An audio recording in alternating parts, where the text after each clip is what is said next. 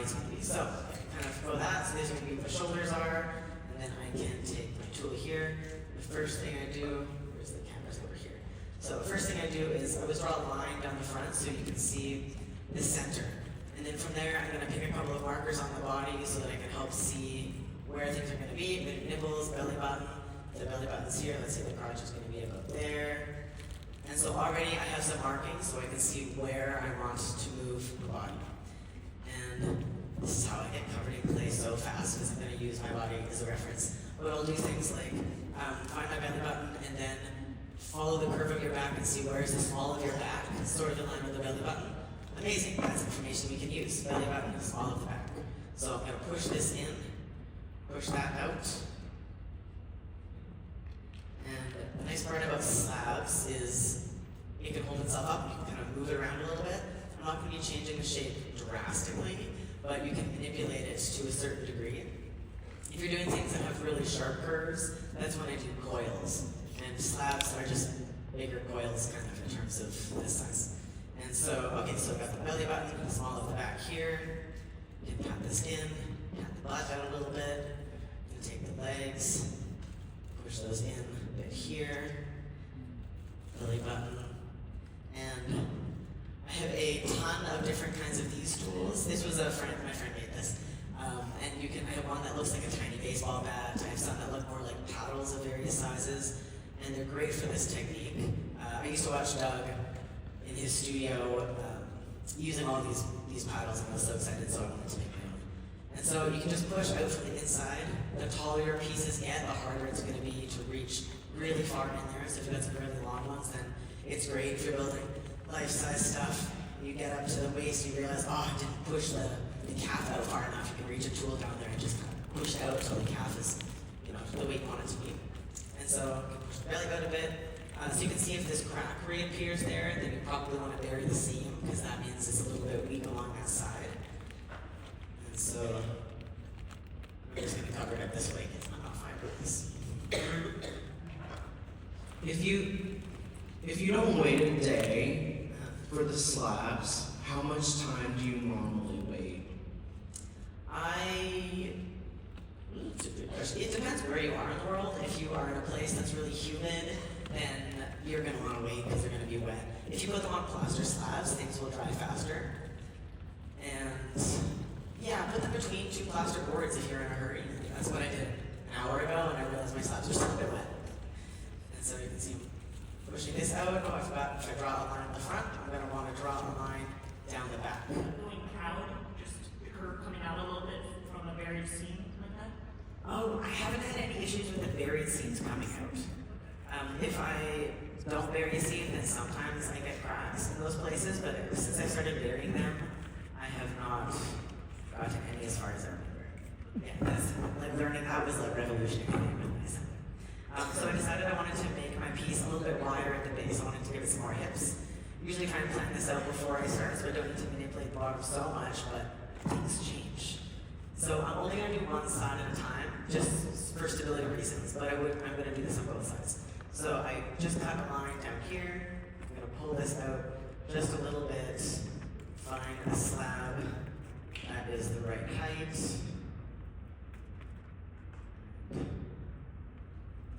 Cut this way. Just make sure this little piece is a little bit bigger than you need to be so that you have some wiggle room. And then I'm going to cut, so you can see this slab is, the cut line is angled out a little bit. So I'm going to take this tooth rib, the sharp edges, and smooth it out and make sure that I can overlap this clay with as much surface area as possible in a way that I can reach the whole seam. So there you go. So you can see it's angled out. I'm going to cover that. I'm going to do the same thing with this piece. Excuse me, I've noticed your slip is a different color. Is it a different type of clay? Yeah, so I just grabbed whatever slop was in the bucket outside. Normally I make a slip out of the same clay body so that things are the same color, the same shrinkage rate and everything. But yeah, so they're a little different color because this is just going to get smashed after. Alright, so got that seam here, and now I'm going to attach this piece onto that. You can reach inside and pull the two pieces of clay together. I didn't make that exactly tall enough, so I'm going to just add a little piece at the top. This is why it's good to have that extra piece. Make sure it's a little bit bigger than you need it to be so that you have extra clay to move around. And building with slabs, you always want to make sure that you have access to the inside of the piece. Don't close up the top until you're kind of finalizing everything. And so I can pull these two pieces together.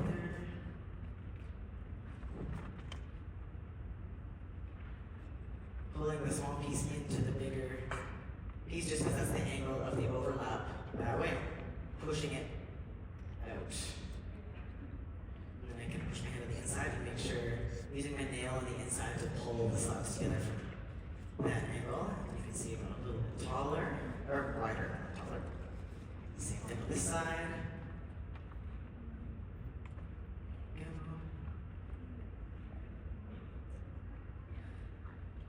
And while I'm building things, I add shoulders. I'm not going to close up the top because I'm going to need access to that, but I widen that a little bit. And things that I do while I'm sculpting is I will measure, to get proportions as close to it, like human proportions as you can, I'm always measuring things in relation to one another on the body. So I'm always covered in clay. And so I'll do things like, I showed you the trick of the belly button small off the back, and I can do things like, sometimes I use calipers, a lot of times I just use my hands. So if you want to see the width of your shoulders, I do things like I'll measure the center of my neck to my shoulder, that's about one hand length. Then I can take that and go, oh, my chest here is my belly button there, that's the same length. And so I'm kind of constantly, as I'm building, measuring things like, where are my hip bones, where's my knee, what's this length in relation to up here. And so whatever size that you start the body at, your proportions are kind of going to be based on whatever's the first thing you built. And so this one's going to have a little bit shorter of a torso. But now that I've measured these things, I can see, okay, well the shoulders, I want the shoulders to be a little bit wider, so when I add them on top, I'm going to pull the clay out a little bit more.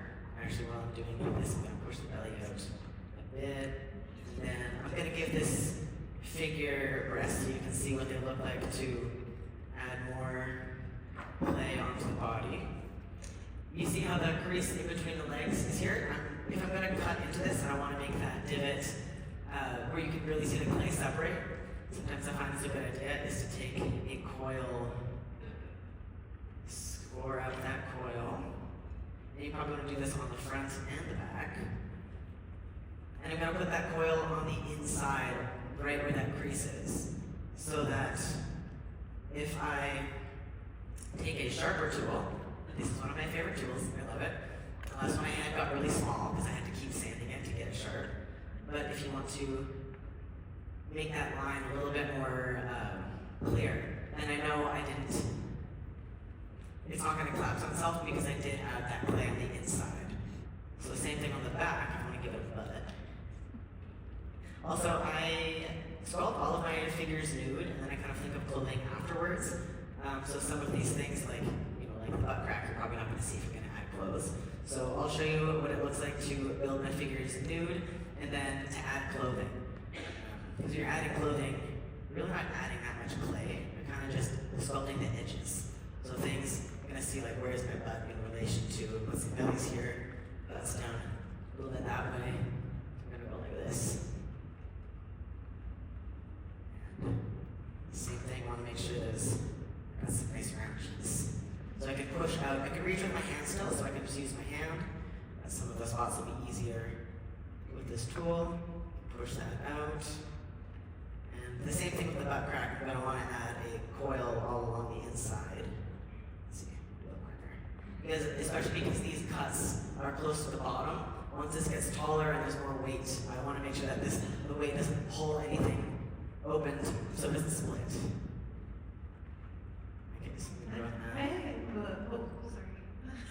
I have a quick question, kind of branching off of what you were saying with spatial reasoning and proportion. When you're working on the interior of your pieces and you can't see into that and how the relationship between like working in that space interior that is like shaping and forming the outside. Is there any kind of tips or kind of head spaces you were in that inform like the form, like your shape? How long you let it sit out? What is a good test for you, like when you touch the clay or you hold it? What are you looking for? That is a great question. It doesn't feel like wet clay. It's not quite leather hard. I would say it's before it gets leather hard. I have some pieces up here that I can put on maybe over on the side somewhere or the front if you're curious, want to touch them. But yeah, if they're super floppy, then they're going to be floppy when you attach. So I found the driest one, and that was my bottom piece.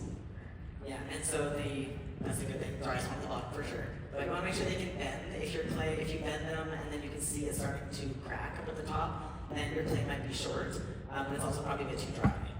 The more you manipulate it, the obviously weaker it's going to get. But yeah, I think once afterwards, then you can come up and we can all touch the clay together. Alright, I'm over on this side. I want to be aware of how they're fitting back together. Like the one that I just mentioned, the big wood fire one.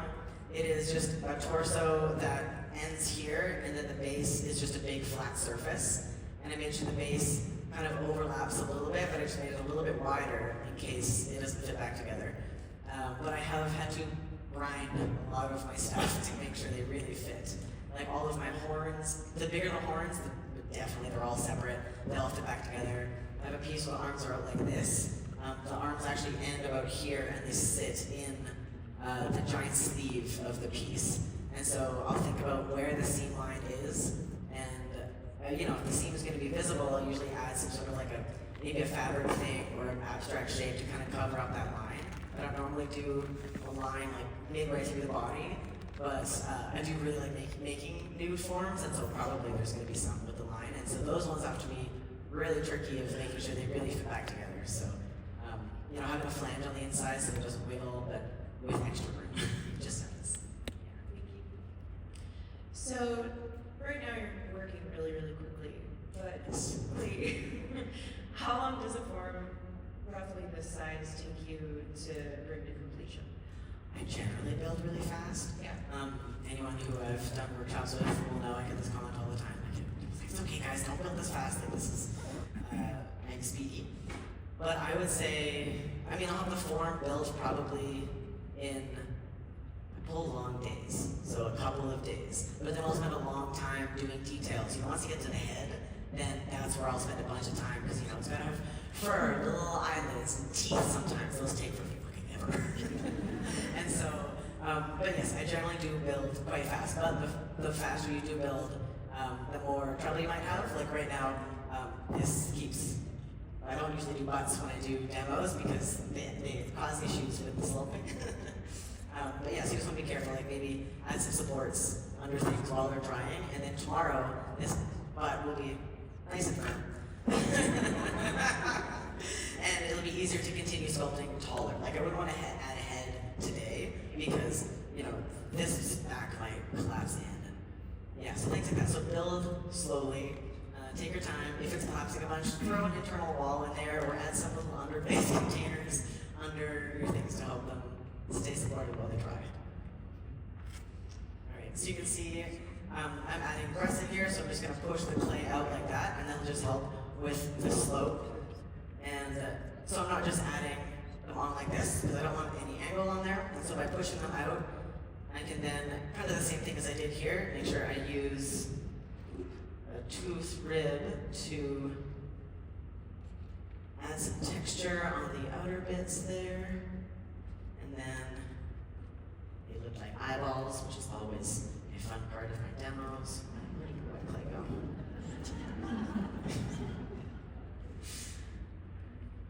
Oh, here we got a slab.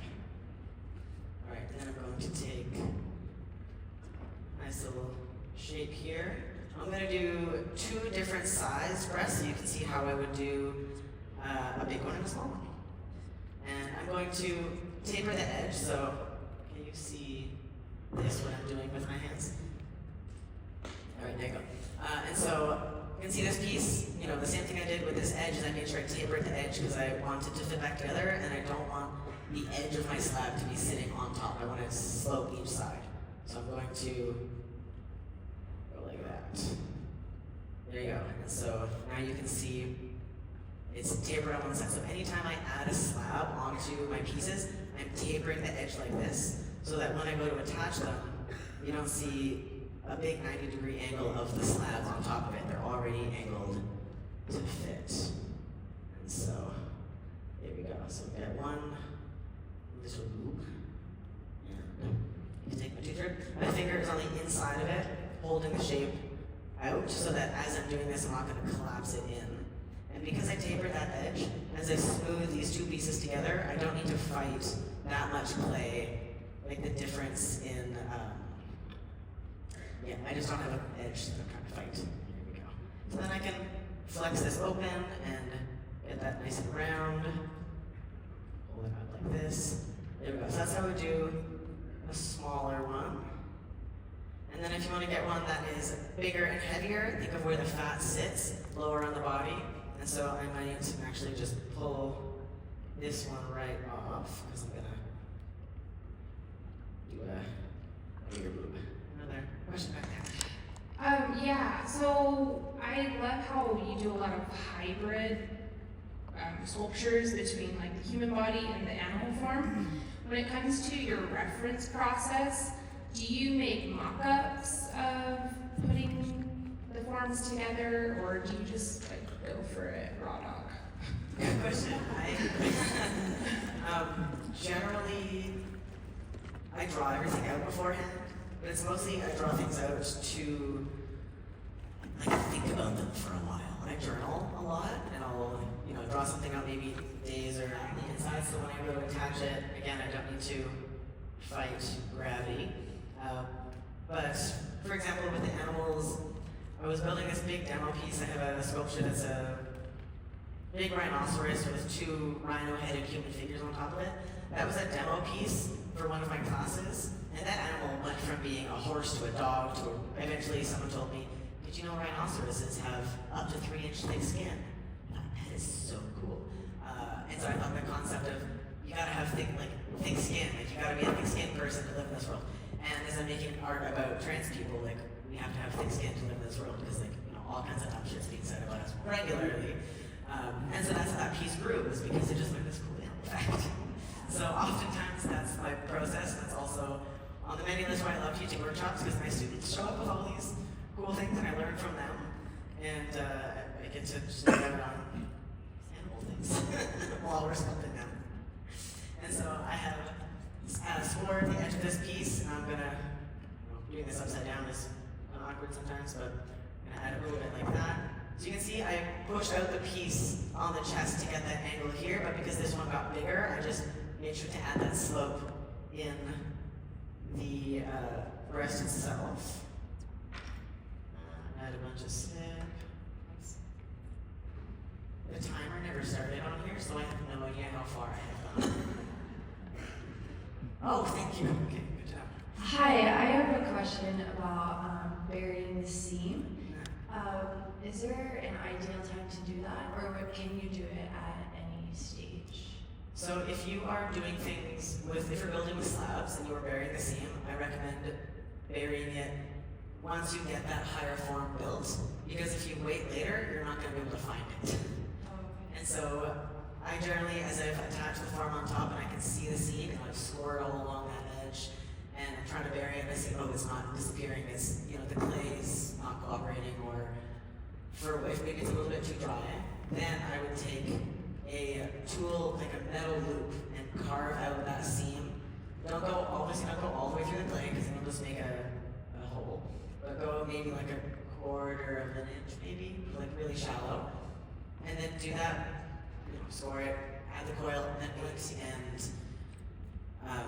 and you can really just see just helps emphasize the shape, because that dark line is going to be a shadow, and you'll really be able to see the separations all the time. So sometimes I add one piece like this and one piece like this, but because I have apparently 19 minutes left or less now, I just did it in one big piece and cut a hole. So we're gonna score that score this whole bottom. For speed reasons, I'm not going to, but you would definitely score it. And I slip on that whole edge. Line that across like that. And I always make sure the shoulders are a bit wider so that I have room to add the arms underneath. Go. Pull them together. These are too wide and this clay is too wet, so we're just gonna chop off the ends there so that gravity doesn't hold this whole thing down. There we go. Okay, so now I have the shoulders. Oftentimes while you're building, some part of the body might not look disproportionate until you add the next thing. And so now that I've added the next thing, I can see, oh, the torso is a little bit short, or oh, now that I've added shoulders, I can see that the back is a bit divoted here. Because I think while you're standing, you're pulling your shoulders back. The top of your shoulders are back here. They're not up. Unless you're going like this, obviously. But if it's just standing like that, you're thinking of the shape of the highest point of the shoulders. Is there whatever these muscles are called? Are those big or they're small? Whenever I get people who are like massage therapists or something in my class, I learn so much about the names of the muscles. Yeah. They were here first. Oh, sorry, I didn't see over there. It's okay. I was wondering when you build like your life-size figures, how like large are your slabs? About the same size as this. Because if they're really big, then the more I lift them, the floppier they become, and then that makes them weaker. And so I want to make sure while I'm lifting them, I try and make sure they're as flat as possible until I'm going to attach them, and then I can bring them and make sure they're only sloped a tiny bit, and I can prop them up. But yeah, not massive. Do you attach them together in a big tube and then like shape it, or do you shape them as sections and then attach them? Can you ask that again? Like when you're building the torso, with like that's to scale, do you like shape one slab and then attach another one, or do you build it as like just like a straight tube, and then once it's a torso size, shape it? Yeah, so I will try and make sure I know the shape of the body I'm going to do before I start. So if I'm going to do a piece with bigger and a bit more narrow, so when I'm going to sculpt the arm, I'm going to make sure this end is wider and then this is narrow. And then I'm going to score this end, kind of the same thing I did with the breast and attaching. Taper the edges, that side. Oh my god, there's so much lip on the table, I'll just use that. And then fold them around. This clay is getting a little bit stiff, so I can feel it's a little bit harder to coil. At this stage, if I can feel my clay is getting stiff, I would put plastic on that. And then use the tooth room to pull these clay layers together. Make sure you're just pulling it together from the inside and the outside, and then voila, you have an arm. And so when I go to attach it, you can see I have this nice little arm here. I'm going to decide on what position. If it's going to be in the wood fabric handle and I don't want the arms to go out, I might do it closer to the body so that it is being supported by the body itself. So once I have this shape, I make sure to always make my arms a little bit longer than they need to be, so I have clay to cut off. It's super annoying if you need to add more and more to make sure it's the shape. So if this is like, like a few inches longer, then I've got more to cut.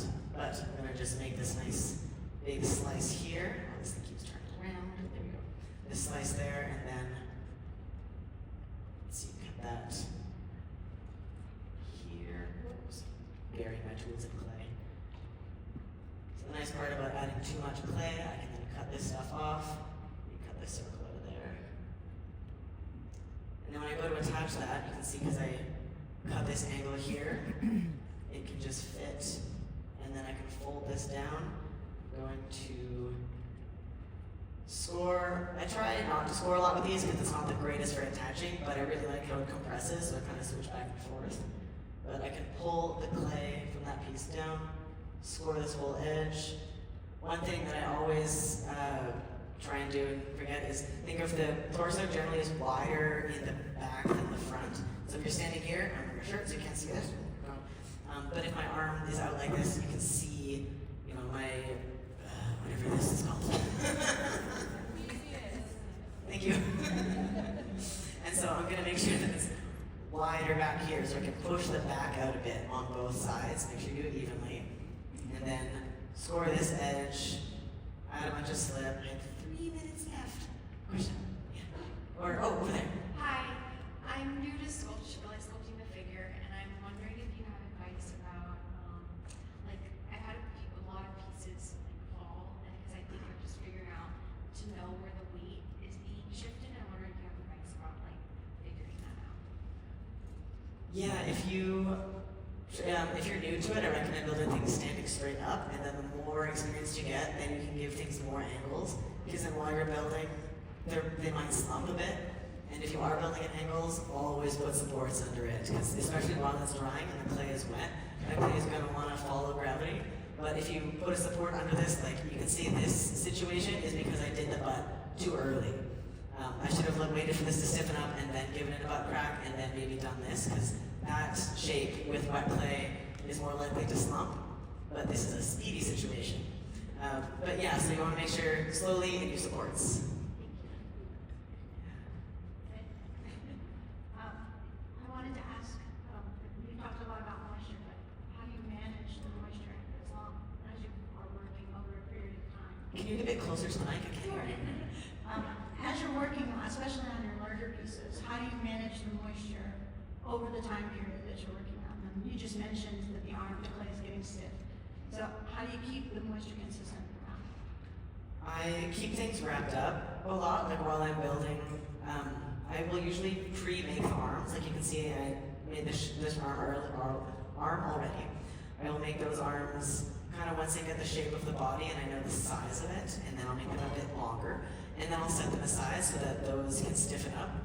But then once I attach them to the body, if it's a really big torso and it's taking me longer to do, I will usually keep the arms wrapped up, keep the edges, take some wet bandanas, and you can just wrap them around that edge.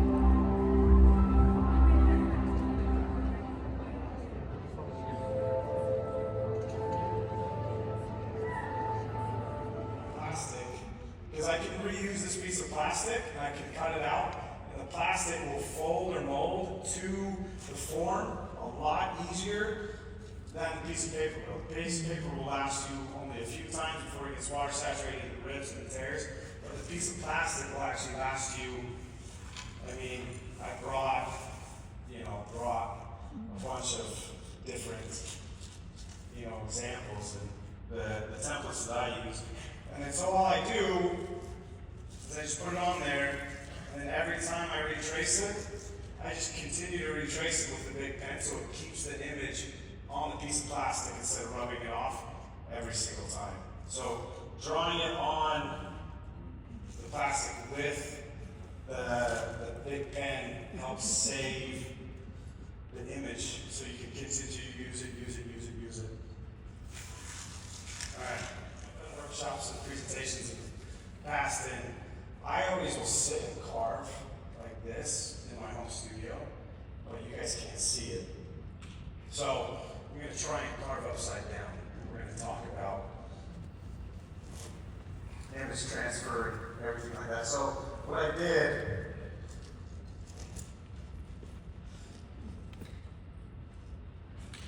I had that on there. And I traced the whole image out, just to save time. So you guys can see the process and ask all the questions. And then I used the FP4 from Diamond Core. It's the fine tip carver. And this one is just a beautiful tool and tip to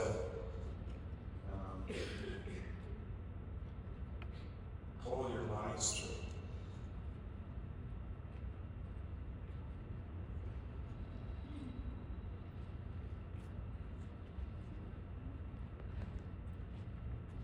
So that's how that pulls that line. You see how it just cuts clean through the clay? There's no burrs or tears or rips. The camera tool that I modified earlier, I wanted to show you the difference. I mean, it's still, beautiful tool, but it tends to pull up. You get the burrs and the rips from it. So this is,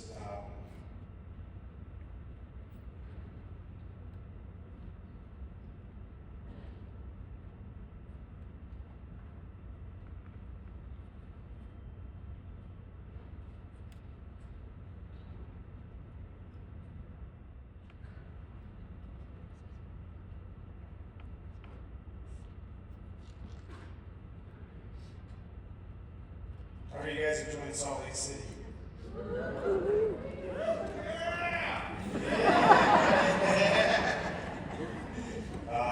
So I'm local, I'm from Utah. So it was, when I found out that it was coming to Utah, I said, man, I gotta actually try and present this year, because I didn't want to try and find a studio in another city to, throw my pots and get ready. So I was very fortunate and lucky to actually be here. And last week I was really plating the piece to get it to look the way that it does. And by doing that, what I want to do is I want to make sure that this pedal is below this pedal. And that pedal's below that, below that, below that, below that, as it goes and it pulls through. But then this pedal has to be behind this one, this one, this one, this one, and that one. All right, so you have to, I always start from the middle, and then I'll work my way out. So I always draw the image on, and then I trace it, and then I come through and I outline it, and then I'll come through to create that depth and that texture. We'll add texture in a minute.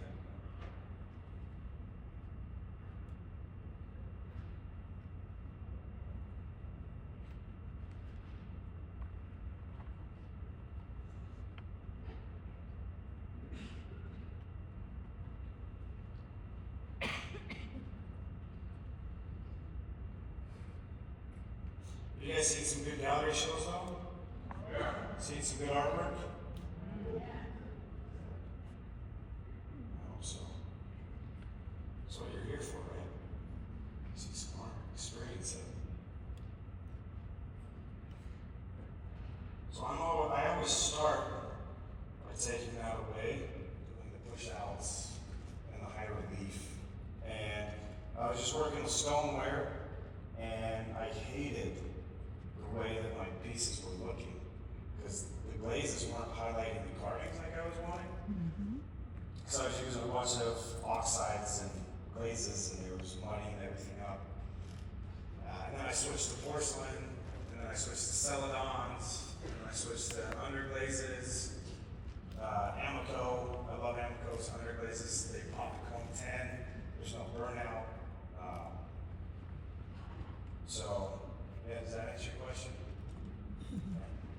You guys can ask questions, please. Let's fill some dead air. Hello, I also have a question. Yes. So, I was curious if you had any other alternatives for the plastic you use for your stencils, because we That's that bottom edge. So I was going to leave that line there and then carve back all the way through and into it. Can you guys see that one? Okay. A little bit. So you guys can see, like, I have my hand on the inside, and I will always put my hand or my finger right where I'm carving, so that I can feel as the tool is dragging through. And I know the thickness that I need to go. It's right there. On that one right there, I don't want to pop through it, but I can show you. But that's getting really thin right there, and I can actually feel the tool dragging across my fingertip at that point. So that's the key to throwing your pieces, carving your pieces, where they are that translucent and that thin and that high relief, is making sure that you can get into it and hold it and feel the depth of your carving and of your tool. And there'll be sometimes when, because I'll just be in the studio working and I'll have a TV show on or a movie, and I'll get distracted. I'll be carving on a pop through, and it's just game over at that point. So, yeah, just pay attention. And I always start from the middle, from that line, and I will drag it up and through.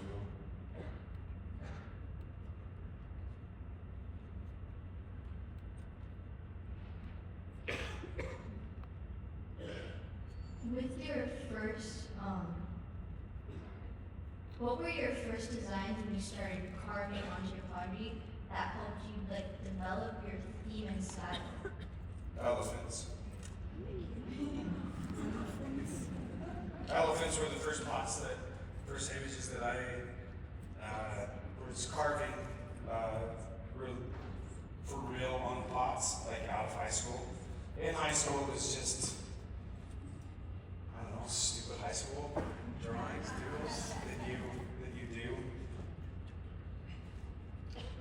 You mentioned that you need glaze glue for your sectional pieces. Is there a reason you do that instead of scoring and slipping them together on like the leather art stage?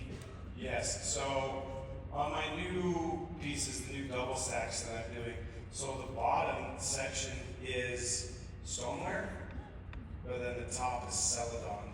And the bottom piece, I use more contemporary materials, stoneware, underglazes, things like that.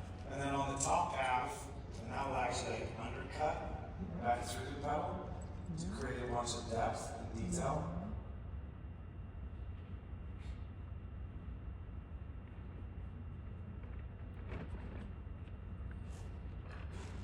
But that's the biggest worry, is when I'm coming back through on these back ones, is cleaning up those edges.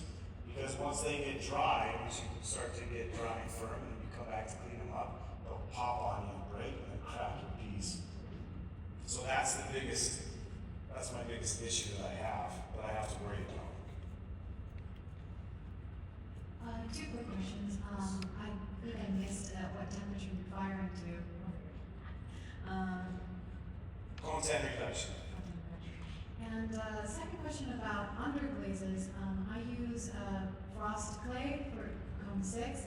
I'm just curious if you've ever had problems with the adherence of the underglazes to really, really thin parts. I made these flowers that were really, really paper thin and had some problems with it, so I'm kind of curious on your take on it. What underglaze were you using? Amber. Okay, what color? There were lots of purples, lots of reds, lots of yellows, some oranges, blues. And when were you applying them? Bone dry, leather hard, bisque? Bisque. Do it leather hard, bone dry. Because like what happens is once you've actually fired or bisqued the piece, right? The clay particles are starting to close up, right? And so the underglaze doesn't have a chance to actually like get into the particles of the clay, right? Into the surface of the clay. It's just gonna sit on top. So when it's bone dry, right, it's gonna act like a sponge. And once you put the underglaze on it, it's gonna absorb the underglaze a lot better. And it's actually not gonna sit on the surface. It's actually gonna be part of the clay body itself at that point. Okay. So I always do mine when they're bone dry, 2 to 3 coats. And just to follow, that was my next follow-up. Tommy coats. I did agree on the bisque, and it just. Yeah, 2 to 3. Bone dry works the best. I found out for what I do, and I take them up to 10. They're fabulous, fabulous.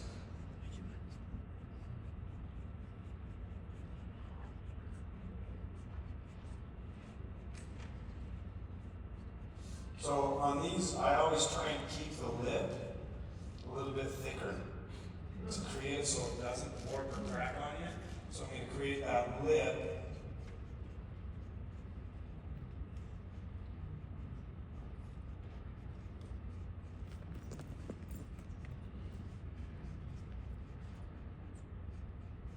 Is there a reason you don't put it back on the wheel?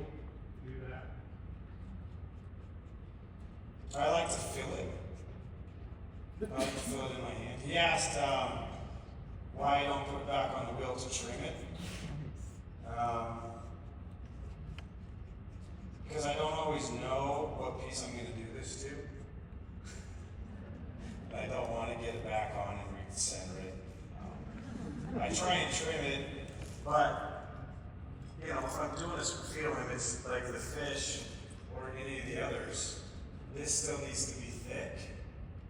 Then I trim it down to this point, right, to create that depth between the two. Because one thing that I love with these cups, these pieces, is that ghost image. I'm trying to find it. But like when you look on the inside, that, right? You see the fish from the inside? Like I call it a ghost image, and that's what I want. I want you to be able to see as you're drinking that as you go through. So you have to remove all of this, but keep that thick. Right? And when I say thick, you can see the thickness of the pot. It's not so that the viewer know that you're drawing, you know, a circle or, you know, the fish head, right, or the spots. So that's just more understanding how to stylize out a drawing, make it more like a sticker than it is about, Like the shape. yeah, because you're using, at that point, what you want to do is create the image and the depth within the piece, because you don't have paint to sit there and, you know, show your shadow and whatnot. You have to, the image has to be readable from a distance, and making bold, clean lines and patterns, that's going to be your best way to do it. Right. That makes sense because the carving already makes the shape rather than the 2D application of shaping on like the lighting, I guess. That makes sense. Thank you so much. That's